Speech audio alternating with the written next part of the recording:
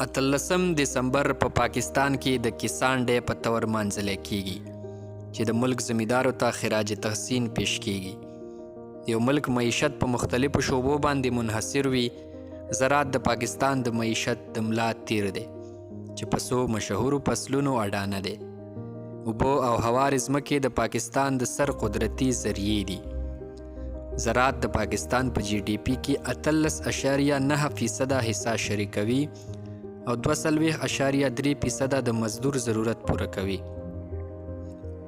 په 2018 کې پاکستان په ټوله دنیا کې د پیداواري لحاظ سره د غني په پیداوار 5م، د غنم په پیداوار 9م، د وریجو په پیداوار 10م، د پنبې په پیداوار 5م او د ام په پیداوار 5م غټ پیداواري ملک و.